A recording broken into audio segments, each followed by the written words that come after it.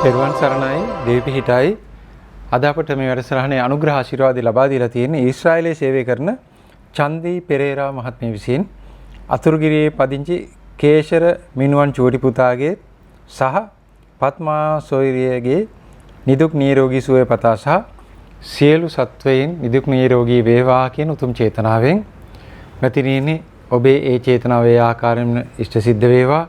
ඒ අය නිදුක් නිරෝගී භාවයට පත් වේවා කියලා අපි මේලා ආශිර්වාද කරනවා. මගේ ආධ්‍යාත්මික ශක්තියනොත් උන් සුවපත් වේවා කියලා මා ආශිර්වාද කරනවා. අද මා ඔබට වෙනත්ම මාතෘකාවක් ඔස්සේ කරුණු කියන්නට කියලා කල්පනා කරා. මොකද විශේෂයෙන් අපේ රටේ බොහොම ආందోලනාත්මකයි රෝග සුව වීම. රෝග සුව කිරීම අර අපේ කාර්යයන් හරහා අපිට මඩ ගැසීම් හරහා නොඑක් දේවල් හරහා වසර 13ක දීර්ඝ කාලයක් අපි මේ දේ කරනකොට ප්‍රසිද්ධ වුණාය. ඊටත් වඩා ප්‍රසිද්ධ වුණානේ පෞද්ගලික කාලයේ නොඑක් මඩ ගැසීම් ඔස්සේ දැවැන්ත ප්‍රචාරයක් ලැබුණාම ඒකත් ප්‍රසිද්ධ වීමක් නේ. එතකොට ඒ ඔස්සේ සමහර අය මේ ක්ෂේත්‍රයට අවතීර්ණ වෙලා අද බොහෝ දෙනෙක් රෝග සුව කරනවා. මම මේක දකිනවා පොඩ්ඩක් විස්තර කරොත් සමහර අය මේ අසලනින් ගසාකණේව කරපු අය හිටියා දේවාල දාගෙන යంత్ర මන්ත්‍ර ගුරුකම් කරගෙන සැබෑ ඇත්තොත් ඉන්නවා. මම කියන්නේ බොරු කරගෙන හිටපු සමහර අයට ඒක ටිකෙන් ටික ෂේ වෙනවනේ බොරුවක් කරනකොට. ඊළඟට මාර්ගයක් ඔය හිටියා කොහොමද කීයක් හරි හොයාගන්නේ කියලා මේ ගැන හැගැටුණු අඩේ. මෙහෙම සුව කිරීම පටන් ගත්තාම කාටවත් පේන්නේ නැහැ බේත් ඉල්ලන්නේ නැහැ මොකුත් නැහැ කියලා අවතීර්ණ වෙච්ච විශාල පිරිසක් අද රටේ ඉන්නවා. එතකොට මම කල්පනා කරා මෙන්න මේ ශක්තියින් ගැන ඔබට කියලා දෙන්න මේ කරන අයවත් ඒගොල්ලන්ගේ බොරු කිරීමවත් නෙවෙයි ඔබව දැනුවත් කරන්න මේ කුමක්ද කියන එක. හොඳයි නේද? එතකොට නේද? මොකද විශේෂයෙන් කියන්න ඕන දෙයක් තියෙනවා. මේ ක්‍රමවේද කොහොමද කරන්නේ මොනවද තියෙන මේ ශක්තියින් කියලා සියලු දෙනා දැනුවත් වෙලා හිටියොත් කවදාවත් වංචාවකට අහු වෙන්නේ නැහැ. ඒ නිසා මම කල්පනා කරා හොඳම දේ දැනුවත් කිරීම. මොකද අපේ ක්‍රමේ මඩ කෑම මිසක් මඩ ගැසීම නෙවෙයිනේ. ඒ නිසා අපි කාටවත් ඇඟිලි දික් කරලා මෙන්න මෙයා බොරු කරන්න කියලා කියන්න අවශ්‍යතාවයක් නැහැ. ඔබටම සත්‍ය සත්‍ය තෝරගන්න පුළුවන් වෙන්නට දැනුවත් කිරීම කළොත් හොඳයි කියලා. හොඳයි එහෙමනම් අපි බලමු මොකද්ද මේ සංසිද්ධිය කියලා.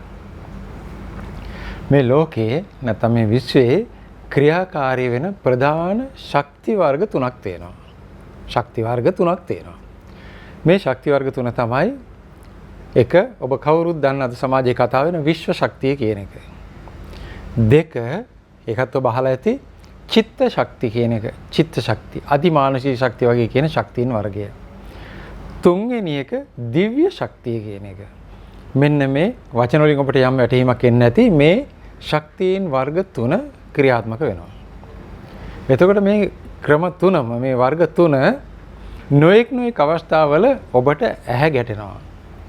ඇසීමෙන්, දැකීමෙන්, අන්තර්ජාලයෙන් දැකීමෙන්, කටවචනෙන් නොඑක් ආකාර වලින් ඔබ දැකලා ඇති. එතකොට මේ තුනේ විශේෂයක් තියෙනවා. ඉස්සෙල්ලාම සරල ඔබට තේරුම් කරලා දීලා ගැඹුරින් තේරුම් කරන්න බලාපොරොත්තු වෙනවා. විශ්ව ශක්තිය කියලා කියන්නේ විශ්වය පුරාම පැතිරිලා පවත්නා වූ එක්තරා අద్භූත ගණේ ශක්තියක්.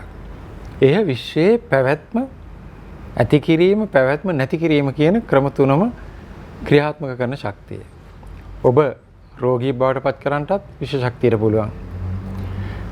ඒ පවත්වාගෙන යන්නට රෝගී, ඒකට රෝගී ඉවත් කරලා දාන්න. මේ තුනටම විශ්ව ශක්තියෙන් පුළුවන්කම තියෙනවා. එතකොට මේ දේවල් සඳහා හේතු සාධක වෙනවා බොහෝ වෙලාවට 100%ක් නොවේ ඔබේ කර්ම එකක්. කර්මයක් ප්‍රතිසන්දෙන්න වුණොත් රෝගයක් වෙන්න පුළුවන්. කර්මයේ ක්‍රමක්‍රමයෙන් ශේවේගෙන යනකොට සුව වෙන්නට පුළුවන්. ඒ අදාළ සංසිද්ධිය සඳහා ක්‍රියාත්මක වෙන ශක්තියට කියනවා විශ්වයේ තියෙන විශ්ව ශක්තිය කියලා. එතකොට පළවෙනි එක තමයි විශ්ව ශක්තිය විදිහට අපි කියන්නේ. ඒ කියන්නේ උසස්ම එක කියන එක නෙමෙයි එකක්. එතකොට මෙය ඔබ දන්නවා විශ්ව ශක්තිය ගැබ් වෙච්ච ස්ථාන තියෙනවා. පොළොවේ තියෙනවා. නොඑක් කඳු හෙල් ගාව ශාක වලට අවශෝෂණය වෙලා විශ්ව ශක්තිය අවශෝෂණය කරගන්න උපාසන පවා තියෙනවා. ඒ අනුව තමයි අර නොඑක් දෙනා අර පළඳින්නේ. නොඑක් ආභරණ පළඳිනවා. ඊළඟට ඒ වගේ ඒ පාෂාණ වලින් ශක්තිය නිකුත් කළ රෝග සුව කරන්නට උදව් කරන ක්‍රමවේද කරනවා. ඒවා හැබැයි ප්‍රබල ශක්තිය නෙමෙයි දුර්වල ශක්තියෙන්. හැබැයි ශක්තිය ක්‍රියාත්මක වෙනවා. ලොකු හපංකම පිළිකාවක් අතුරු දහන් කරන්න මැණික් ගලකට බෑ. කර්ම වේගයක් අයින් කරන්න කෙසේවත් බෑ. අපි බෞද්ධ විදිහට දන්නවා. එතකොට මෙන්න මේ ශක්ති ගැබ් වෙච්ච ස්ථාන පොළවේ තියෙනවා. අහසෙත් තියෙනවා. නොයෙක් ස්ථානවල තියෙනවා. නොයෙක් ක්‍රියාකාරකම් කරන ස්ථානවලත් තියෙනවා. බෝධින් වහන්සේ අවට බුද්ධ පූජාවක් පැවැත්වෙන තැනක බුදුරජාණන් වහන්සේ වගේ උත්තමයෙක්ගේ ධාතුන් වහන්සේලා තැන්පත් වෙච්ච තැනකත් ඒ ශක්තිය තියෙනවා. උන්වහන්සේ අධිෂ්ඨාන කරපු තැනකත් ඒ ශක්තිය තියෙනවා. විශේෂයෙන් භාවනා නියෝගී හිටපු තැනක මේ ශක්තිය පවතිනවා. ඒක විශ්වය පෝෂණය වෙන චිත්ත ශක්තියක්. උන්වහන්සේගේ චිත්ත ශක්තියෙන් විශ්වය පෝෂණය වීමක්. විශ්ව ශක්තිය පෝෂණය වෙන්නේ චිත්ත ශක්තිය සහ දිව්‍ය ශක්තිය වලින්. ඒවෙන් ගන්නෙ. එතකොට විශ්ව ශක්තිය කියන එක ඔබ දන්නවා. අද රෝග සුව කරන්න එහෙම භාවිතා කරනවා. මම ඒ ගැන ආයේ විස්තර කරනවා. ඊළඟට අපි දෙවෙනි එක ගැන බලලා ඉමු. දෙවෙනි එක කියන්නේ චිත්ත ශක්තිය. චිත්ත ශක්තිය කියන්නේ බණ භාවනා ක්‍රම වලින් චිත්ත ස්වභාවය නිශ්චල කිරීමෙන්, සිතුවිලි ඒකාග්‍ර කිරීමෙන් සහ ශූන්‍යත්වයට පුළුවන් තරම් පත්වීමෙන්, මනසේ කලබලකාරී බව කෙටියෙන් කිව්වොත් නැති කිරීමෙන් ඇති කරගන්නා වූ ශක්තිය. හැමෝටම තියෙනවා මානසික ශක්තියක් අඩු වැඩි වශයෙන්. ඒ අදි තත්ත්වයට ඉහළට ගියාම කියනවා අදිමානසික කියලා. එතකොට ඒක තමා තුලින් වර්ධනය කරගන්නේ තමාගේ මනස දියුණු කිරීමේ ඉහළ තත්ත්වයට අරගෙන ඒයින් ශක්තියක් වර්ධනය කර ගැනීම. ඒකට කියනවා අදිමානසික ශක්ති නැත්නම් චිත්ත ශක්ති කියලා. උදාහරණයක් කිව්වොත් බුදුරජාණන් වහන්සේ. උන්වහන්සේ ගාව චිත්ත ශක්තිය භවිෂ්‍යයට බලපෑම් කරලා විශ්ව ශක්තිය ආකර්ෂණය කරගන්නත් පුළුවන්කම තිබ්බා. දිව්‍ය ශක්තියකුත් තිබුණා උන්වහන්සේ ගාව. ඇයි? දේවාති දේව. මේ ශක්ති සියල්ලම උපරිමයෙන්ම තිබුණු කෙනාට කියන බුදුරජාණන් වහන්සේ කියලා. එතකොට ඔබ ඒ වගේ අය ගැන අහලා ඇති මුනිවරයන් වහන්සේලාට මේ ශක්තිය තිබුණා.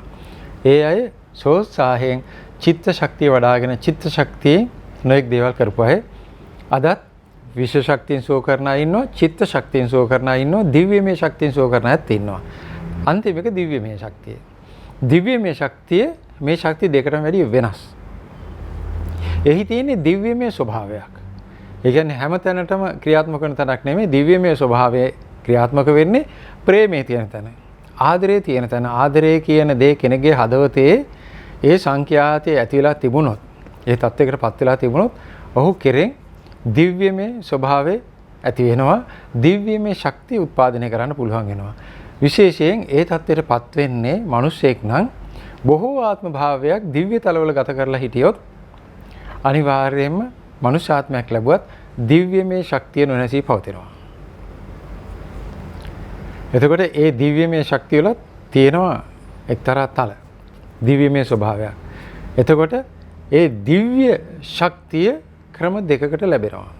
එකක් තමයි මා මුලින් කිව්වේ. දෙවැන්න තමයි දිව්‍යත්වය. විශ්වය පුරාම තියෙන දැවැන්තම ශක්තියක් තමයි දිව්‍යමය ශක්තිය.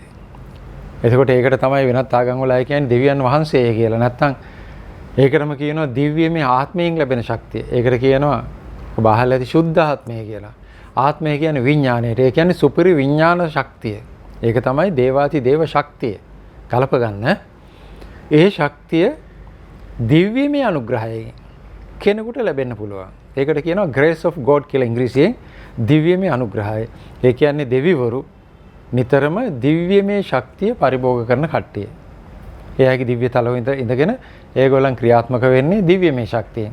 එතකොට ඒ අයට පුළුවන් සියලු දෙනා එකතු වෙලා ඒ ශක්තිය අර මොන බලන කණ්ණාඩියකින් අපි එළිය පරාවර්තනය කරනවා වගේ දිව්‍යමය ශක්තිය කෙනෙකුට අනුග්‍රහයක් විදිහට ආකර්ෂණය කරලා දෙන්න පුළුවන්. මෙයාට අපි මේ දිව්‍යමය ශක්තිය ආකර්ෂණය කරමු. එතකොට එයා ඒකෙන් යහපතක් කරයි කියලා. තව ක්‍රමයක් තියෙනවා.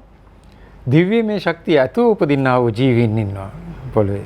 අඩු වැඩි වශයෙන් දිව්‍යමය ශක්තිය ප්‍රකට කරනවා. ඒගොල්ලන්ගේ දිව්‍යමය භාවයේ දැනුවත් කිරීමකින් අවදි කරලා දෙනවා. වාට මේ දේ තියෙනවා මෙහෙම කරන්න පුළුවන්.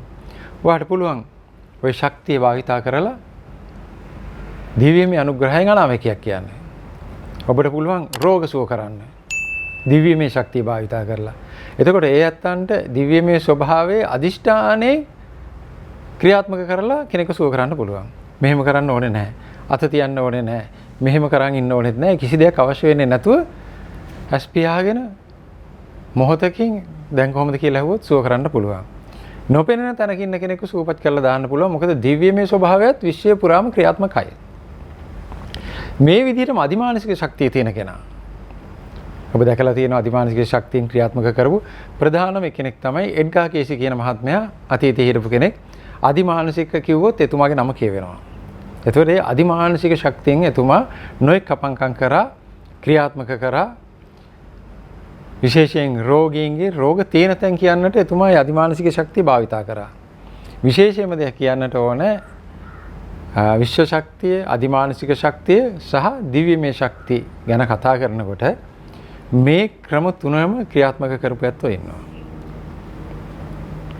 එතකොට දිව්‍යමය භාවයෙන් තියෙන කෙනාට, දිව්‍යමය ශක්තිය තියෙන කෙනාට ඕනෑම තැනක දෙයක් දිවස කියන ඥානය පහළ වීමෙන් දැනගැනීමේ හැකියාව තියෙනවා. තැනකට දිවසින් දැකීමේ හැකියාව තියෙනවා. ඒ වගේම දිව්‍යමය ශරීරය තමන්ගේ භෞතික ශරීරයෙන් ඉවත් කරගෙන තැනකට යෑමේ හැකියාව තියෙනවා.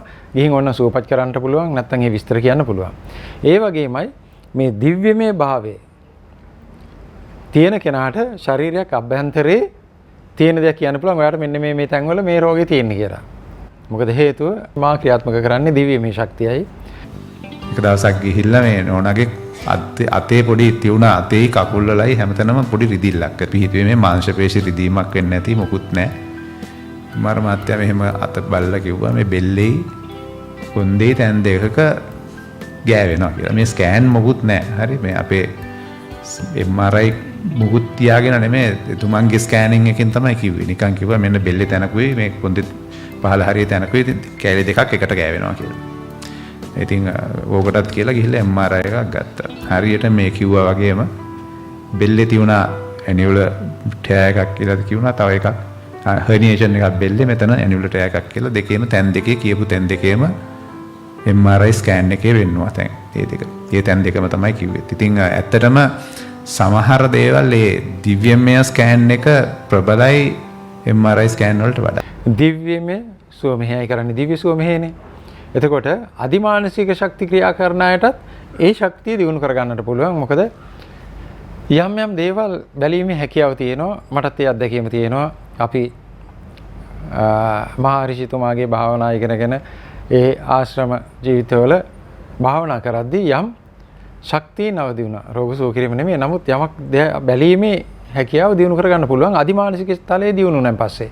හැබැයි එතකොටත් අධිමානසික තත්වයට ඇතුළු වුණාම එය ඇතුළු වෙන්නේ දිව්‍යමය විශ්වයටයි. ඔහුගේ මනස ඇතුළු වෙන්නේ දිව්‍යමය විශ්වයටයි. එතකොට අන්න අර දිව්‍යමය කොටස කරන්න පුළුවන් වෙනවා. එතකොට මම දැන් මේ තුන ගැන ඔබට යම් විග්‍රහයක් කරන්න බලාපොරොත්තු වෙනවා. අපි යන් අර මුලින්ම කියපු විශ්ව ශක්තියට. විශ්ව ශක්තියෙන් රෝග සුව කිරීම ජනප්‍රිය මාතෘකාවක්. මේක අපේ රටේ තියෙනවා රේකී නමින්. රේකී කියන්නේ විශ්ව ශක්තියමයි. රේකී හීලින් කවුරුත් දන්නවා අපේ හිතවත් ජ්‍යොතිර්වේදී සරච්චන්ද්‍ර මහත්මයා රේකී ක්‍රමය ඉගෙනගෙන ආවා විදේශයට ගිහින් සහතික ලබාගෙන ශිල්පයක් විදිහට හදාarලා ඇවිල්ලා එහි යෙදෙනවා. ඒ ශිල්පයක් විදිහට හදාරන්න පුළුවන්. වෛද්‍ය විද්‍යාව වගේම ශිල්පයක් විදිහට හදාරන්න පුළුවන්. ඊළඟට චීගොන් කියලා තියෙනවා. කීගොන් කියලාත් කියනවා. චීන ශාස්ත්‍රයක්. ඒගොල්ලන් ඒ ක්‍රයනිත් ඕකමයි. චීගොන් කියන්නේ විශ්ව ශක්තියමයි ලබා ගැනීම අභ්‍යාස තියෙනවා. මෙහෙම කරන්නේව නොඑක ඒවා තියෙනවා. පොතපතින් බලන්න පුළුවන්. අන්තර්ජාලයේ තියෙනවා. ශාකයක් ගාවට ගිහින් ශාකයේ තියෙන ශක්තිය ආකර්ෂණය කරගන්න පුළුවන්. ඒ වගේ ශිල්ප ක්‍රමයක් තියෙනවා. ඒ ශිල්ප ක්‍රමයෙන් එය තව කෙනෙකුට දෙන්නට පුළුවන්. හැබැයි මේ විශ්ව ශක්තිය ඔබ සියලු දෙනා තුළම තියෙනවා ගැබ් වෙලා. මොකද බත් විශ්වයේ. විශ්වයේ කියමු බතයි තියෙන්නේ. ඔබ තුලත් තියෙනවා. අර කරන්නේ වැඩිමනක් දේ ආකර්ෂණය කරගෙන එළියට දෙන එක. මොකද එළියට දෙන්න නම් වැඩිපුර තිබිය යුතුයි. ඒ ක්‍රමයට තමයි අර ශක්තිය ලබාගෙන දෙනවා. මේ ශිල්පයක්. මේ ජනප්‍රිය වෙන්නට හොයාගත්තේ ඈත අතීතයේ මිකාවෝ ඌසුයි කියන මහත්මයා ජපානයේදී. අතීතයේ. එතුමට ඒ ඥානය යම් දිව්‍යත්වයකින් පහළ කරලා දීලා තියෙනවා මේ විදිහට කරන්න පුළුවන් කියලා. මෙහිදී අපි රෝග සුව කිරීමට ගත්තොත් විශ්ව ශක්තියේ මාතෘකාව මගේ මාතෘකාව ඒක නිසා මම ඒක පැහැදිලි කරනවා ඔබට. කල යුත්තේ විශ්ව ශක්තියෙන් සුවපත් කරන්නට බලාපොරොත්තු වෙනවා නම් කෙනෙක් ඉස්සෙල්ලා බණ භාවනා කරලා සිත ඒකාග්‍ර කර ගැනීම ඉගෙන ගත යුතුයි. යම් කාලයක් ඒකට ගත කරන්න ඕන අවුරුදු 10ක්වත් අඩුම තරමින් භාවනා කරලා හිත එකලස් කරගන්න ඕන. දවස් 10කින් කරන්න බෑ. විශ්ව ශක්තිය මෙහෙම කියලා කරන්න බෑ. ඒ තත්ත්වයටපත් වුණාන් පස්සේ ආ ඉගෙන ගත යුතුයි යෝගා. කුණ්ඩලිනී යෝග කියලා තියෙනවා. යෝග ඉගෙන ගත යුතුයි, හදාරිය යුතුයි. හදාරලා ඔහු අපේ ශරීරයේ තියෙන චක්‍ර 7ක් ගැන කතා වෙනවා. මේවා පේන්නේ නැහැ.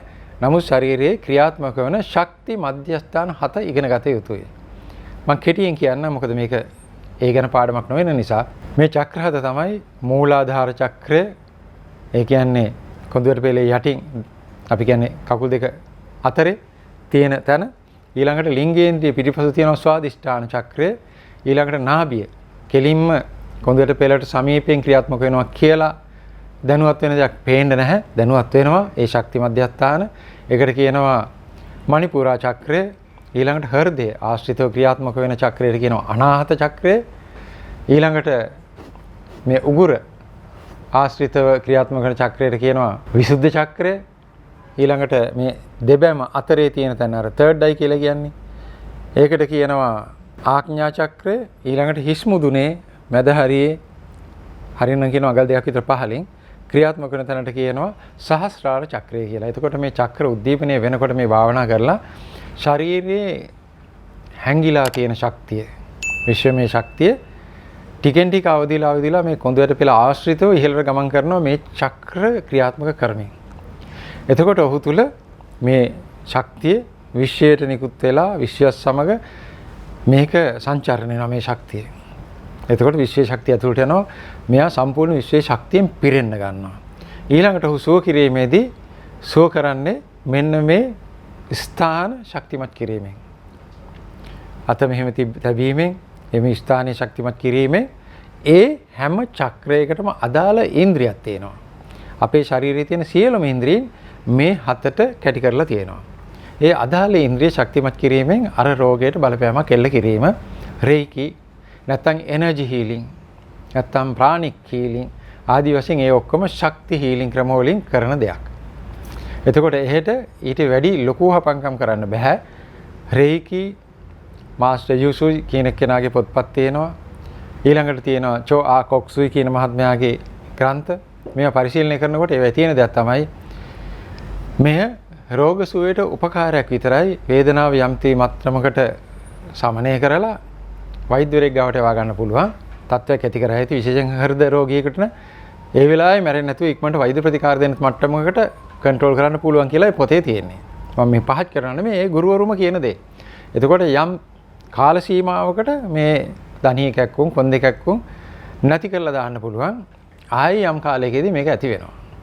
එතකොට 7 පාරක් 10 පාරක් 15 පාරක් කරත් කාලයකට හරියනවා. ආයි කාලෙකදී මතුවෙනවා. මොකද ඒ ශක්තිය එතන ගැප් කරාම මේ ශක්තිය හීන වෙලා ඉවරනවා. රෝගී සුව වීමක් නෙවෙයි වෙන්නේ. ඒක ඉවරුනහම නැවතත් අර රෝගය ඇති වෙනවා. කර්මයේ ගෙවිලා තිබුණු සුව වෙනවා. කර්ම වේගය තව තියෙනවනම් ක්‍රියාත්මක වෙනවා. අපි කර්ම වේග පැත්තකින් තියලා ශිල්පය ගැන කතා කරොත් විශ්ව ශක්ති සුව කිරීම ලොකු විශාල හාස්කම් කරන්නට පුළුවන් තත්ත්වයක් නෑ. කලාතුරකින් සිද්ධ වෙලා තියෙනවා. නැත්තේ නෑ. කුමන නිසාද? ඔහුගේ මනසේ බලපෑම මං සුව වෙනවා කියන හැඟීම නිසා සුවපත් වීමක් වෙනවා. අර ප්ලැසිබෝ ඉෆෙක්ට්ස් කියන එක විශ්ව ශක්තිය තුල ක්‍රියාත්මක වෙන දෙයක්. මොකද ඒක බටහිර විදකමේ තියෙන දෙයක්. නමුත් ඒ හරියටම යොදා ගන්න පුළුවන් මෙතෙන්ට හුඟක් වෙලාවට ඒගොල්ලෝ සිතෙන් මාස අනීප වෙනවා කියලා හිතනවා. හැබැයි ගෙදර ගියන් පස්සේ ආයෙ ලෙඩේ හැදෙනවා. ඒ වගේ දෙයක් මිසක් ඊට වැඩි දෙයක් කරන්න බෑ. කලාතුරකින් සුවපත් වීමක් වෙනවා. විශ්ව ශක්ති සුවපත් කිරීම බොහෝ දෙනෙක් කරන නිසා මේක ජනප්‍රිය වෙලා ප්‍රසිද්ධ වුණා. අපේ රටේ මට මතක හැටියට විශ්ව ශක්තියෙන් දෙල්දුවේ ඥානසුමන ස්වාමින් වහන්සේ තමයි කරේ. දැන් ඒක කරන්නේ නැහැ. උන්වහන්සේ ඒකෙන් මග ඇරිලා අතෑරිලා. ඒ වගේම ජෝරේ මධ්‍යස්ථාන තියෙනවා. ඒ අතත් සුව කිරීම කරනවා. ප්‍රබලව මේක යන්නේ නැහැ. මොකද මේ වෛද්‍ය විද්‍යාවේ තියෙන යම් යම් තැන් එක්ක ජයග්‍රහණය කරන්න අසීරුයි. ඒ වගේ ශිල්ප වලට අර කියන චැලෙන්ජ් එකක් දෙන්නට අපහසුයි. හැබැයි යමක් කරන්න පුළුවන් බැරි නැහැ. ඉතින් ඒ වගේ ශිල්ප ක්‍රමයක් විදිහට හදාරන දෙයක් තමයි විශ්ව ශක්තිය. මෙතන අපේ සමාජයේ කරන වැරැද්දක් තියෙනවා. විශ්ව ශක්තිය ශිල්පයක්. භෞතික විද්‍යාව ඉගෙන ගත්ත රසායන විද්‍යාව වගේ ඉගෙන ගත්තා වගේ ශිල්පයක්. බටහිර වෛද්‍ය විද්‍යාව වගේ ශිල්පයක්. ඒ ශිල්පයක හදන කෙනාට ඍෂිවරයන්න් වහන්සේ, දෙවියෝ, මතු බුදු වෙන කෙනා ඒ වගේ වචන භාවිතා කරන්න අවශ්‍ය නැහැ. ඒක භාවිතා කරන්න ඕනේ මොනවා හෝ ක්‍රමවේදයක් කරන කෙනා තුළ ඒ தත්ත්වය තියෙනවා නම්. දිව්‍යත්වයක් ක්‍රියාත්මක වෙන කෙනෙක් නම්, කරුණාවන්ත නම්, මෛත්‍රී සාගත නම්, ඒ පුජ්‍යලයා දෙවියෙක් වගේ හැසිරෙනවා නම් අන්න ඔබ ඒක කිව්වට කමන්නේ. ශිල්පයක් කර පමණින් දැන් බලන්න සමහර වෛද්‍යවරුත් ඉන්නවා, දොස්තර මහතුරුත් ඉන්නවා, සමහර අය විතරයි. විශාල වශයෙන් මිනිස්සුන්ව තලා පෙලා කටයුතු කරනවා, විශාල මුදල් අය කරනවා, හරියාකාරව ඒ කාර්යය කරලා දෙන්නේ නැහැ. ඊළඟට මේ පරිලෝ යනවා. ඒ ගියාමත් අපේ අය කියන්නේ ඔබතුමාට බොහොම පිං මතු බුදු වේවා. ඉතින් ඒක අපේ ගතියනේ නේ. එතුමා බුදු වෙන්න ඕනේ අපේ ඥාතියව මෙච්චර කල් ස්පිරිතාලේ තියාගෙන රැකගත්තට කලින් මැරෙන්න නොදී කියලා එහෙමත් කියනවා. එහෙමත් කියනවා. තව සමහර අය ගිහිල්ලා කොහේ හරි තැනක ගිහින් මොන හරි වේදනාවක් නැති වුණොත් මොන ක්‍රමයකින් හරි ඕක යාළුවෙක් අත තිබ්බත් නැති වෙනවා සමහරලාට වේදනාව. අම්බෝ බුදු කෙනෙක්. තව කට්ටියක් ඉන්නවා ශාස්ත්‍රයක් කිව්වොත් අනාවැකියක් කිව්වොත් මතු බුදු වෙනවා. එහෙනම් ඉතින් අර මම මේ අපහාස කරනවා නෙමෙයි ඒ තත්ත්වෙටපත් වෙන්න එපා. හැම තැනටම මේක නිකන් සරලව හැම තැනටම පොදුවේ පාවිච්චි කරන්න එපා. ඒකට ඒක කිසි ශක්තියක් බලයක් නැති වෙනවා. අර අනුරාධපුරයේ අපේ අහිකුන්ටික කටයුතු කරන අපේ දරුවෝ ඒ දරුවොත් මේ අනාවැකි කියනවනේ. ඒගොල්ලොත් ඒතර බුදු වෙනවනේ. ඒක නිසා බුද්ධත්වයේ සහ දේවත්වයේ ඔබ හරියට තේරුම් අරගෙන මේ වචන ක්‍රියාත්මක කරන්න නැත්නම් ඒක දේව අපහාසයක් වෙනවා. මේ පැත්තත් මම හැමෝම තියලා ඊළඟට යනවා චිත්ත ශක්තිය දිනු කිරීමෙන්. එතකොට මයින්ඩ් ට්‍රේනින් කියලා එකක් ඉන්දියාවේ උගන්වනවා මේ මනස දිනු කිරීමේ ක්‍රමවේද. භාවනා කරන අභ්‍යාස තියෙනවා නොඑක් ඒවා තියෙනවා බොහොම තදින්ම මේ ශිල්පයේ තියෙන තැනක් තමයි ඉන්දියාව. එහෙත් හිමාලයට යනවා බොහෝ අය, ඍෂිකේශ යනවා. ඒ වගේ අධිමානසික තල වලට ගිය අය ඒ අයට කියනවා ඍෂිවරු කියලා. ඒගොල්ලෝ අධිමානසික තත්ත්වයෙන් ඉහළටම ගිහිල්ලා දිව්‍යත්වයට ගියන් පස්සේ ඒගොල්ලන්ට දෙවි කෙනෙක් වගේ දේවල් කරන්න පුළුවන්කම ලැබෙනවා. මොකද එහි උසස් තැන දිව්‍යත්වයේ එයින් ඔබේ තියෙන නිර්වාණය.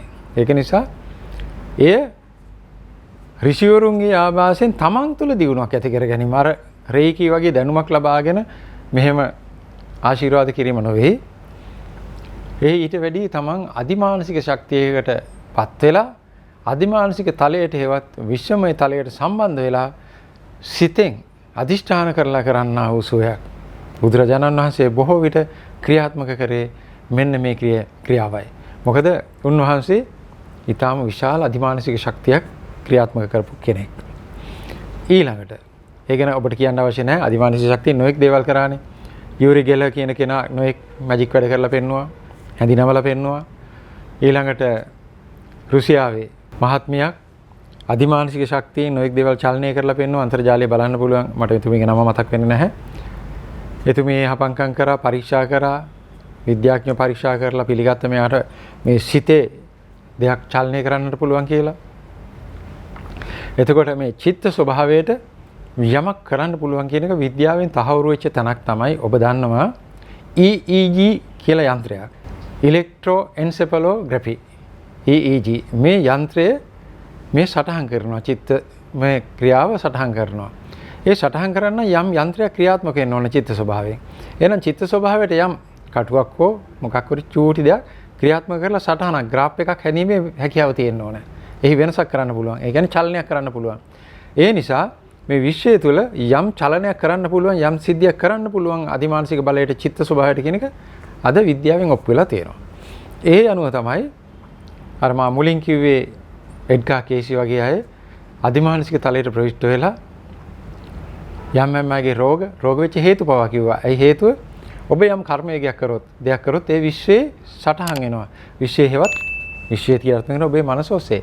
එහිම මේ රෙකෝඩ්ස් වෙනවා. වාර්තා වෙනවා. එතකොට ඔබ වෙනත් කර්ම කරලා මේක යටපත් වෙනකොට මේ රෙකෝඩ් එක මැකෙනවා ඔබට පරිසම් දෙන්න තියෙන එක. මැකිලා යනවා. එකකින් රිස්ක් වෙනවා. මේක තමයි අර ප්‍රතිකර්ම කියන්නේ යහපත් කර්මයක් කරලා අයහපත් කර්ම ඉවත් කර ගැනීමේ ක්‍රමවේදය. ඉතින් ඒ ආකාරයෙන් ඔබේ සටහන් වෙන දේ අර අධිමානසික ශක්තියෙන් ඒ විශ්ව තලයට එකතු වෙන කෙනාට සම්බන්ධ වෙන කෙනාට රීඩ් කරන්න පුළුවන්. මෙන්න මෙයා මේ දේ කරලා තියෙනවා කියන එක. එතකොට ඒට අවශ්‍ය ප්‍රතිකර්ම කියනවා. ඒ අත්ත කිව්වා. ඊළඟට මේ සියල්ලම විශ්වයේ කම්පන වෙන ශක්තියන් කියලා මම ඔබට කියවා. එතකොට බලන්න මේ වැදගත්ම තැනක් තියෙනවා. එඩ්ගා කේසි කියන අධිමානසික ලාභී දෙයක් කෙනා බොහෝ රෝගීන් සුව කරා. ඒ විතරක් නෙමෙයි එතුමාට අගහිගකම් ගොඩක් තිබුණා. ඒ නිසා එතුමා ඒ ශක්තිය යොදාගෙන මිනිරන් ආකර පොළොවේ තියෙන තැන් කියලා යම් මුදලක් උපයන්න කටයුතු කරා. කටයුතු කර මොහොතේම එතුමාට ඒ ශක්තිය නැති වුණා. රෝග සුවපත් කිරීමේ හෝ ආධ්‍යාත්මික යම් ඒ වගේ අනාවැකි කීම හෝ නොඑක් තැනකදී මුදලක් ගනුදෙනුවක් සිදු වුණොත් ඒ ශක්තිය නැති වෙනවා. මොකද බයිබලයේම යේසුස් වහන්සේ කියනවා ගෝලීන්ට ඒ ශක්තිය ආරෝපණය කරලා නුඹලා නොමිලේ ලැබුවා හුය නොමිලේ දීපල්ලාය. ඒ දෙවියන්ගේ නියමය කියලා. ඉතින් එතකොට නොමිලේ තමයි මේ දේවල් කරන්නේ. අදත් දිව්‍යමය ශක්තිය අර විදිහට අවශෝෂණය කරගත්ත අය එයා නොමිලේ තමයි දෙන්නේ. මුදලක් අරගෙන දෙයක් කරනවා නම් එතන ප්‍රශ්නයක් තියෙනවා සත්‍යද අසත්‍යද ක්‍රියාත්මක වෙන්නේ කියලා. මොකද විශ්ව ශක්තිය, අධිමානසික ශක්තිය සහ දිව්‍යමය ශක්තිය යම් රෝගියෙකුගෙන් සත පහක හරි මුදලක් ගත්තොත්, ලාභයක් ගත්තොත් ක්‍රියාත්මක වෙන්නේ නැහැ. ඒක ඕනම කෙනෙක් දන්නවා. එතකොට අපි එතනින් ඔබේ යමු දිව්‍යමය ශක්තියෙන්. දිව්‍යමය ශක්තිය ගැන ඔබ දන්නවා. දිව්‍යමය ශක්තිය, දේව ශක්තිය. එතකොට දිවැස, දිවකන් ඒ වගේ දේවල් පිහිටනවා යම් යම් අයට. හොඳම දේ තමයි බුදුරජාණන් වහන්සේ දේවාති දේව තත්ත්වයටපත් වෙන්නට එන්නේ තවතිසා දිව්‍ය ලෝකේ ඉඳලායි. ඇවිල්ලා මෙහි සිද්ධාර්ථ කුමාරයා ලෙස උත්පත්තිය ලැබලා බුද්ධත්වයටපත් වෙන්නේ එතන ඉඳලාවේ ඒ දිව්‍යමය ස්වභාවයේ තියෙද්දී ආයු කාලය ඉවරලා නෙමෙයි, කර්මය ඉවරලා නෙමෙයි, දේව ආරාධනාව වෙනුයි එන්නේ. දෙවිවරු සියල්ල එකතු වෙලා කියනවා ඔබ වහන්සේ යන්න. මොකද හේතුව විශාල දිව්‍යමය ශක්තියක් තිබිච්ච ඇත්ත තමයි. අපේ බුදුරජාණන් වහන්සේ බවට පත් වුණු දිව්‍ය රාජය. ඒ නිසා යන්න කියන්නේ මොකද ඒ දිව්‍යමය ස්වභාවය අරගෙන ආවේ. ඔබට ඒක මම පැහැදිලි කරන්නම්. ඒ දිව්‍යමය ස්වභාවය නිසයි ඉපදිච්ච ගමන් ඇවිද්දේ. ඒ කෙනෙකුට බොරු කියලා කියන්න පුළුවන්. නමුත් ඇවිදින්නට පුළුවන් දිව්‍යමය ස්වභාවයක් තියෙන කෙනාට. එයා ආත්මෙන් දිව්‍යමයයි. එතකොට දේවල් කරන්න පුළුවන්. අහසේ පළක් බැඳගෙන හිටියා කුඩා කාලේදී. ඇයි අර දිව්‍යමය ස්වභාවය දුන්නේ? මොකද බණ භාවනා කරලා ලොකු තත්වයකට යන තරම් ඥානයක් නැහැ නේ පොඩි එකාට. එතකොට ඒ ගෙනාවේ අර දිව්‍යමය ස්වභාවයයි. අත තිබ්බනම් ලෙඩ සුව වෙනවා. උන්වහන්සේ අධිෂ්ඨානෙ සුව කළා තියෙන ඕන තරම්. මලවිනිත් නැගිටෙව්වේ. එතකොට කෙසේ හෝ එවැනි පුජ්‍යලය පොළවේ ඉන්නවා. හොඳම උදාහරණයක් තමයි මෑත කාලේ හෙන්රි ස්ටීල් ඕල්කට් තුමා. එතුමා දිව්‍ය තලයේ ඉඳලායි දෙවිවරුන්ගේ ආරාධනෙන් ඒ ආකාරයෙන්ම පොළොවට බැහැලා බුදු සසුන වෙනත් ආගම් වලින් දැහැ ගන්නකොට ඒට විරුද්ධව ඉන්න කියලා කිව්වේ. මොකද එතුමා එනකොට නොඑක් වෙනත් ආගම් වලට බෞද්ධයන් හැරවීමේ ක්‍රියාව කරගෙන යනවා මේ රෝග සුව කිරීම හරහා. නොඑක් වතුර දීමෙන්, යාඥා කිරීමෙන්, අත තැබීමෙන් නොඑක් මෙහෙම ආශිර්වාද කිරීමෙන් සුව කරන්න ගත්තා. එතකොට මෙන්න මේ වළක්වන්නට මිනිස්සු මිත්‍යා දෘෂ්ටියට යන එක වළක්වන්නට දෙවිවරුම කතා වෙලා එතුමා මෙහි ජන්මලාභය ලැබලා ක්‍රියාත්මක වුණා. ඒ අතරදිත් එතුමාගේ දිනපොත කියනකොට තේරෙනවා එතුමා තනියෙන් කාමරේ දොරවහගෙන ඉන්නකොට නොඑක් දෙනා එක කතා කරනවා යනවා කියලා. ඒ දෙවිවරු ඇවිල්ලා වරින් වර සාකච්ඡාව උපදෙස් දුන්නා. අවසාන මොහොතේත් ඇඳ ළඟ ඊට කලින් මේ පරලෝක ගිහින් දිව්‍ය තලය වලට ගිය එතුමාගේ හිතවත් හිතවතියෝ දෙතුන් දෙනෙක් හිටියා කියලා දැකපු අය වාර්තා කරලා තියෙනවා. මේ යනකොට උපදෙස් දෙන්නවා කියලා ඒ මරණය සම්බන්ධ කටයුතු කරපු ආකාරය, මරණයෙන් පස්සේ එතුමා කරන්න ඕන දේවල් ටික ගැන උපදෙස් දුන්නා කියලා දිව්‍ය තලය වල අය ඇවිත් දැකපු අය කතා කරා. පොතේ ලියලා තියෙනවා. එතකොට එතුමා දිව්‍යත්වයෙන් ඇවිල්ලා ඒ දිව්‍යමය ශක්තිය ක්‍රියාත්මක කරලා තමයි ගාලු කොටුවේ එතුමාගේ නිවසේ බොහෝ රෝගීන් සුවපත් කරලා බෞද්ධ පැත්තට ස්ථාවර කරලා තියාගත්තේ. එතකොට මොකද ශක්තිය තියෙන තැන්නේ අද සාර්ථකභාවය තියෙනවා කියලා කියන්නේ. එතකොට එහෙට ඇදිලා යනවා. ඒත් එක්කම කියන විශේෂ දෙයක් තියෙනවා. මේකට තවත් උදාහරණයක් තමයි දිව්‍යමය අනුග්‍රහය ලැබිච්ච අය ඉන්නවා විශේෂයෙන් වෙනත් ආගම් අය. මම දැකලා තියෙනවා ඉස්ලාම් ආගමේ අයට දිව්‍යමය අනුග්‍රහය ලැබිලා ඒ දිව්‍යමය ශක්තිය ක්‍රියාත්මක කරන අය අපේ රටෙත් ඉන්නවා. හැමෝම බයිනවා දොස් කියන ඒකට මම එතෙන්ට යන්න සූදානම් නැහැ ඒ තත්ත්වයටපත් වෙන්න. මම දැකපු පාස්ටර්වරු ඉන්නවා දිව්‍යමය අනුග්‍රහය සැබෑවීම තියෙන. එක්කෙනෙක් දෙන්නේ තුන් දෙනෙක් හරි සුවපත් වුණානේ ශක්තියක් තියෙනවනේ බේත් නැතුව. ඉන්නවා. මං කියන්නේ මම යාට ගරු කරනවා කියලා. මට බයිනවා, මගේ පිටිපස්සෙන් එළවනවා, මට හිරියර කරනවා, ඔක්කොම කරනවා. නමුත් මම දෙයක් කියනවා, ඒ සමහර ඇත්තන්ට දිව්‍යමය ශක්තිය තියෙනවා. මට තේරුම් ගන්නට බැරි දිව්‍යමය හෘදයක් නැති එක. මොකද මෛත්‍රී කරුණාව තව ටිකක් තිබුණා නම් හොඳයි. හැබැයි දිව්‍යමය අනුග්‍රහයෙන් ඒ ඇත්තෝ රෝග සුව කරනවා. මම ඒක විවෘතවම කියනවා. ඒ අන්‍යාගම අය ඒ වයිරත් තියෙනවා. ඒ හැම තියෙද්දි ඒ ඇත්තෝ ඒ ප්‍රදර්ශනය කරන්නේ grace of God කියන දෙවියන් වහන්සේගේ කැඳවීම කියලා. ඒ ඇත්තෝ කියන දිව්‍යමය ශක්තිය අවශෝෂණය කරලා දෙනවා මේ යහපතක් කරන්න කියලා. ඊටාම පැහැදිලිව බැලුවොත් මම හොඳට හොයලා බැලුවා ඒ මා කියන අය කිසිම මුදලක් අය කරන්නේ නැහැ. අය කරොත් දෙවියන් වහන්සේ ඒ ශක්තියගෙන් අයින් කළා දානවා. ඒක තමයි දිව්‍යමය සුව කිරීමේ ස්වභාවය. හැබැයි ඒ ඇත්තොත් දිව්‍ය තලයක යම් කාලයක් ගත කරලා ඒ අයගේ භාෂාවෙන් කියනවා නම් දෙවියන් වහන්සේ අභිමුඛයේ ඉඳලා ආපු අය. දෙවියන් වහන්සේ කියන්නේ දිව්‍යමය ස්වභාවය ඉඳලා ආපු අය කියන එකයි. එතකොට ශුද්ධාත්මය කියන්නේ සුපරිවිඥානමය தත්ත්වය පරිහරණය කරපු අය. ඒගොල්ලෝ කියනවානේ සුද්ධාත්මයන්ගේ ශක්තියන් කියලා. නිවැරදි. ඒ සුපරිවිඥාන ශක්තිය තමයි දෙවිවරු භාවිතා කරන්නේ, දිව්‍යත්වයට ආපු ඇත්ත භාවිතා කරන්නේ. ඒ දිව්‍යමය සුව කිරීමයි. දිව්‍යමය සුව කරන කෙනාට ලෙඩා කොතන දින්නේ ලෙඩාගේ தත්ත්වයේ තනතුර එකක්වත් අදාළ වෙන්නේ නැහැ. සිහිය නැති කෙනත් අදාළ වෙන්නේ නැහැ. මේ ශක්තියන් තුන අතරේ විශාල වෙනසක් තියෙනවා. ඔබ අහලා ඇති, දැකලා ඇති, පොතපතෙත් ඇති නොඑක් මැවීම් කරනවා යම් අය. ඒතර බුදුරජාණන් වහන්සේ ප්‍රමුඛයි. චුල්ලපන්තක ස්වාමින් වහන්සේ 1000ක් තමන්ගේ ශරීරය වගේ ශරීර මැව්වා. ඊළඟට මෑත කාලේ සත්‍ය සායිබාබාතුමා නොඑක් මැවීම් කරන්නට ප්‍රසිද්ධ වුණා. මැවීම් කරා. ඒ වගේ අය ගැන සඳහන් වෙනවා නොඑක් විස්කම් කරන්නට පුළුවන් අය. අර මම කලින් කිව්වා අර දෙයක් චලනය කරන්න පුළුවන්. ඊළඟට දිව්‍යමය තලයේ අය දෙවියන්ට කරන්න පුළුවන් දේවල් කරන්න පුළුවන් මිනිස්සු හිටියා. ඒවා විස්කම් මිරකල් කියන ඒවා. ඒ කියන්නේ සමහර අයට පුළුවන් තැනකින් අතුරුදහන් වෙලා තව තැනක පහළ වෙන්න. ඒ වගේ දේවල්. ඒ සියල්ල අධිමානසික ශක්තියෙන් කරන්නට පුළුවන් දේවල්. ඊළඟට දිව්‍යමය ශක්තියෙන් කරන්න පුළුවන් දේවල්. මිසක් රේකි එහෙම නැත්නම් විශ්ව ශක්තියෙන් මේ මිරකල් කරන්න බෑ. වෙනත් මැවීම්, නොපෙනී යෑම, ඊළඟට අන්තර්ඥාණයෙන් දේවල් කියන්න, දකින්න පුළුවන්කම තියෙන දේවල්. ඒ වගේ දේවල් එකක්වත් ඒ මිරකල්ස් විශ්ව ශක්තිය තියෙන විශ්ව ශක්තියෙන් දෙයක් කරන්න කෙනෙකුට කරන්න බෑ. ඒ සඳහා අධිමානසික ශක්තිය ඒ දියුණු කරගත්ත තත්ත්වයේ තියෙන්න ඕනේ. එහෙම නැත්නම් දිව්‍යමය ස්වභාවයේ තියෙන කෙනෙක් බවට පත් වෙන්නට ඕනේ. ඒ වෙනත් එක මිරකල් එකක්වත් විශ්ව ශක්තියෙන් කරන්න බෑ. දැන් ඔය සමහර අය කියනෝනේ ඔහොම සුව වෙන්නේ ප්ලෙසිබෝ ඉෆෙක්ට් එකෙන් කියලා. මට කියලා තිබුණා මම මේ වෙලාවේ ඒකට උත්තර දෙන්න මම යොදා ගන්නවා.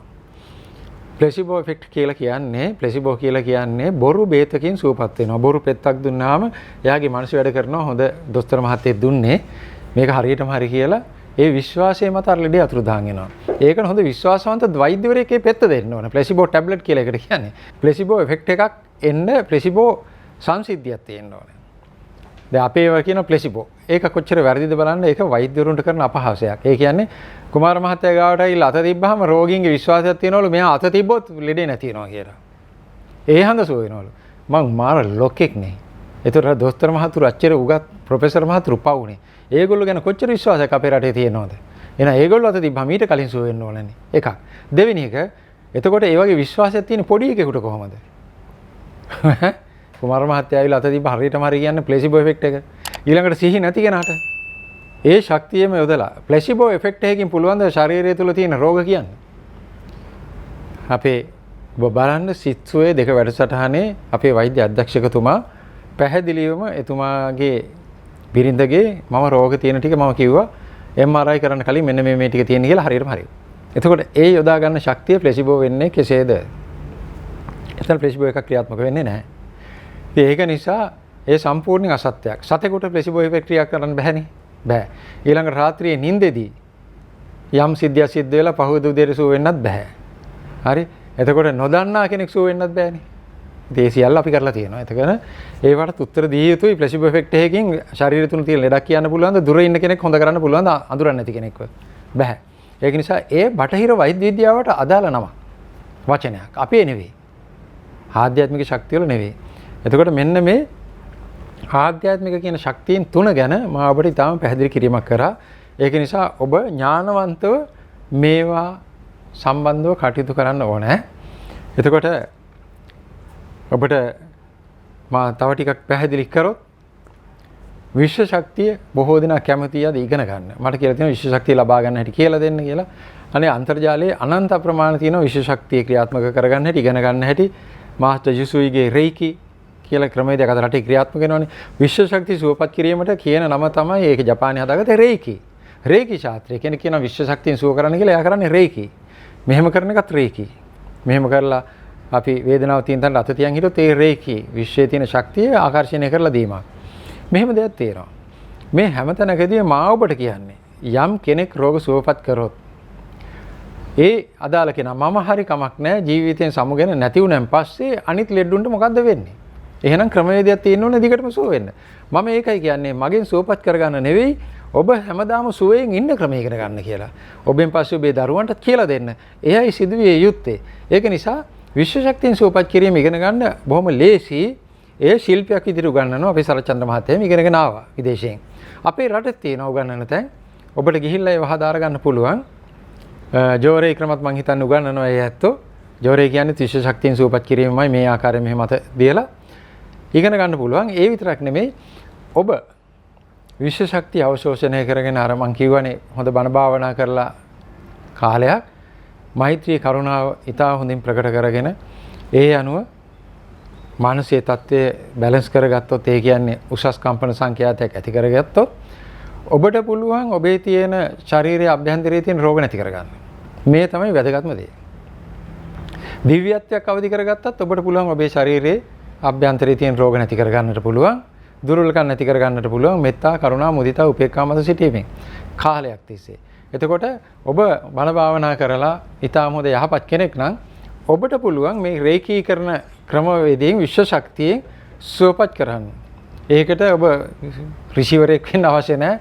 බුදු වෙන්න බුදු අවශ්‍යත් නැහැ. එහෙම කිසි දෙයක් නැහැ. ඒක ශිල්ප ක්‍රමයක්. ඒ ශිල්ප ක්‍රමය අද නම් අන්තර්ජාලයෙන් බලාගෙන පුළුවන් කරන්න මෙහෙම අත තියාගෙන සුවපත් වේවා සුවපත් වේවා සුවපත් වේවා කියලා හිතනකොට අර වේදනාවක් නැති වෙනවා. යම් කාල සීමාවකට වේදනාවක් නැතුව තියෙනවා. ඒකත් ලොකු දෙයක් නේ. ඊට පස්සේ ආයෙ රිදෙනකොට ඔබට කිව්වහම ඔබේ මිතුරාව සුව කරා නම් ආයෙ මෙහෙම කරන්න සුව වෙනවා. අත තියාගෙන හිටියත් අර අම්මා පුතාගේ පොඩි එකා වැටිලා තුවාලෙච්ච තැනට අත තියාගෙන මෙහෙම අත ගෑවහම දැන් හොඳයි රිදෙන්නේ නැහැ කියලා කියන්නේ. ඒක තමයි එහි මූල ධර්මය. විශ්ව ශක්ති මූල ධර්මය. Energy healing. හරි. එතකොට මෙය ශිල්ප ක්‍රමයක්. ඒක මතක තියාගන්න. හැබැයි හැදෑරිය යුතු ශිල්ප ක්‍රමයක්.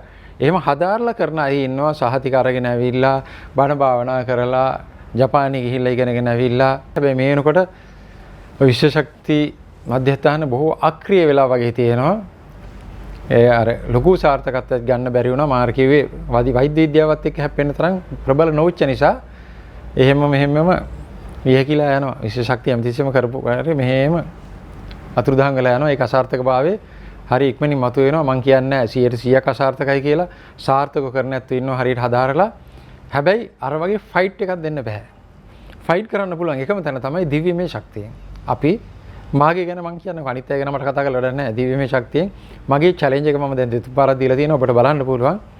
අපේ දෙව්සුව වැඩසටහන් වල හොයන්න බැරි ඒවා මුත්‍රා ගල ගනිද්දී ස්කෑන් එකට CT ස්කෑන් එකට අහුනේ නැති MRI වලට අහුවෙච්ච නැති මුත්‍රාගාර කැනඩාවේ හිටපු අපේ සොයුරගේ අපි මෙහි ඉඳලා අරන් දුන්නේ එළියට. වොෂ්රූම් එකට යන දැන් ගලයි කිව්වා ගල ගත්ත අතර.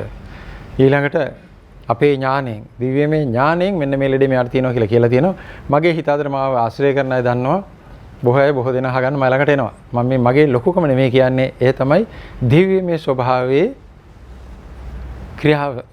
ක්‍රියාත්මක වෙන ආකාරය. ඒකට මා ගැන ඔබ දන්නවනේ. මම කොහේ සිට ඇවිල්ලා මොනවා කරනවද මොකද්ද මගේ ඉගැන්වීම කියලා ඔබ දන්න නිසා ඒ ගැන විස්තර කිරීම අනවශ්‍යයි. මා පෙන්වන්නේ විශ්වය තුළ තියෙන දිව්‍යත්වයයි. දිව්‍යමය ශක්තියේ ස්වභාවයයි මා ඍජුවම නිර්භීතවම පෙන්වන්නේ ඔබට. අභියෝග මම බාරගත්තා දිනුවා. ඒ ගැන අලුතෙන් කියන්න ඕනේ නැහැ. නැත්තම් වසර 14 වසරට මේ ජූනි මාසේ අපි එළඹුණා පහුගිය ජූනි මාසේ. දැන් මේ යන්නේ 14 වෙනි වසර. අර වගේ ලක්ෂ ගාණින් එකපාර සූපත් කරන්න රේකියෝගේ ශාස්ත්‍රයට බෑ. අපි ඒක කරා. ඊළඟට අධිමානසික ශක්තියනුත් බෑ. විශාල පිරිසක් 85000ක් ලක්ෂයක් වගේ මෙහෙම කරලා සූපත් කරන්නට බෑ. ඒකට දිව්‍යමය ශක්තියක් අවශ්‍යයි. මොකද දිව්‍යමය ආලෝකය ඔබට පේන්නේ නැහැ. ඒ විසිරෙනවා. ඒ ඇත්තාගේ ශක්ති ප්‍රමාණින්. දෙවිවරු අර ගමන් කරන්නේ දිව්‍යමය ආලෝකයක් විහිදවගෙන. ඒ වගේ ශක්තියක් ඇහැට නොපෙනෙනා වූ දිව්‍යමය ආලෝක ශක්තියක් යොදා ගන්න. ඒකයි මා දුරස්ත සුවමෙහෙට දිව්‍යමය ආලෝක සුවමෙහෙ කියලා දැම්මේ. විශාල පිරිසක් එකවර සුවපත් කිරීමේ හැකියාව විතර තියෙනවා. ඒ අපි පෙන්වලා ප්‍රදර්ශනය කරලා තියෙනවා. මගේ අරමුණ මගේ අභිප්‍රාය ඔබ තුල අන්න ඒ දිව්‍යමය බීජ තියෙනවා කියන එකත් එය වර්ධනය කරන්නට ඔබ පොළඹවන එකත්. දිව්‍යමය தත්වයට පත් කරලා ඔබ දිව්‍යමය කෙනෙක් බවට පත් කරලා දිව්‍යත්වයකට ඔබ නගන්න පුළුවන් නම් ඒක තමයි මගේ අභිප්‍රාය. රෝග සුව කිරීම තුලින් කරන්නේ ඔබේ අවධානය මා වෙත යොදා ගැනීම පමණයි. බොහෝ දෙනා කියනවා අනේ අපේ ලෙඩෙක් ඉන්නවා කියලා. නෑ. මම අර කලින් කියවනේ බුදුරජාණන් වහන්සේ ගාව පැවිදිච්ච අය බුදුරජාණන් වහන්සේ හම්බෙන්න ආපු අය කවුරුත් කිව්වේ නෑ අනේ අපේ පැත්තට වතුර නෑ. මේ අර යමමහා පෙළහර පාල වතුර ලබා දෙන්න කියලා කිව්වේ නැහැ. ඒක ප්‍රාතිහාර්යයක්. ඒ වගේ මා කරන දේ ප්‍රාතිහාර්ය ඔබේ දෙනත මා වෙත යොදා ගන්න. ඒ ඔස්සේ මා ඔබට කරුණු කාරණා කියනවා දිව්‍යත්වය අවදි කරගන්න ආකාරය. දැන් ඔබට මේ වර්ග තුන ගැන පැහැදිලිමක් ඇති. නොඑක් දිනකට මේ බලන්න සලස්සන්න විශේෂයෙන් අද සමාජයේ නොඑක් අසම තත්ත්ව තියෙනවා.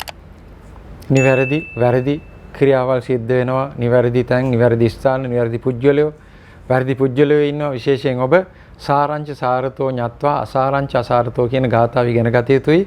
ඒ අනුව ක්‍රියාත්මක විය යුතුයි. සරුදේ සරු ලෙසත් නිසරුදේ නිසරු ලෙසත් දැකිය යුතුයි. මම මේක කතා කරන්නට හේතුනේ ඒක හේතුවක් නිසා ඒක කියලා දේශනාව අවසන් කරන්න. මේ යම් තැනකට යන රෝගීන් අපිට පැමිණිලි කරනවා මෙච්චර මුදලක් දුන්නාය. ඊළඟට ඒ ගියාම රෝගී සූුනේ නැත්තේ අපේ වත්තේ දෝෂයක් තියෙනවා කියලා ලක්ෂ 2ක් ගත්තාය. ඒ ඇවිල්ලා මොකක්ද එකක් කරාය. නමුත් ලෙඩ එසේම එනේන වාර වලට සල්ලිත් ගත්තාය. කිසිම සුවයක් නැහැ. දැන් අන්න අසාධ්‍ය වෙලා රෝහලේ කුමාර මහත්තයා පිට වෙන්න මෙන්න මේ අය මේ බොරු කරනවා කුමාර මහත්තයෝ කියලා අපිට පැමිණිලි කරනවා. අපි කැමති නැහැ කාටවත් මඩ ගහන්නවත් නම කියලා ඒ අයගේ දේවල් වලට පීඩා කරන්නට අපි කැමති නැහැ. අපි එහෙම කරන අය නෙවෙයි. ඒක නිසා මම කල්පනා කරේ මේ ශිල්ප ක්‍රම ගැන ඔබට කියලා දුන්නොත් වඩා හොඳයි. ඔබටම එතකොට ඥානය එනවා කුමක්ද මේ සිදුවීම කියන එක. ඒ අනුවයි අද මේ දැනුවත් කිරීම කරේ.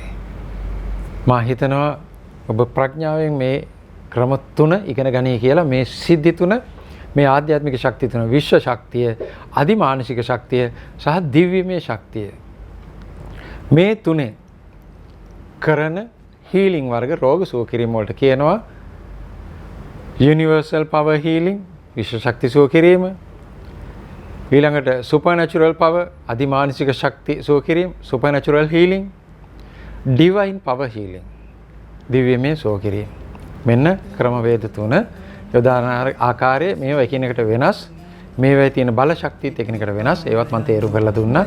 දැනුවත් වෙන්න අනිත් අය දැනුවත් කරන්න කියලා ආදරයෙන් මතක් කරනවා ඉල්ලනවා. තෙරුවන් සරණයි දේපීඨයි දිවාකර නමාමි සුමధుර ධම්ම දිවාකර නමාමි ශ්‍රාවක සංඝ දිවාකර නමස්කාර වේවා නමස්කාර වේවා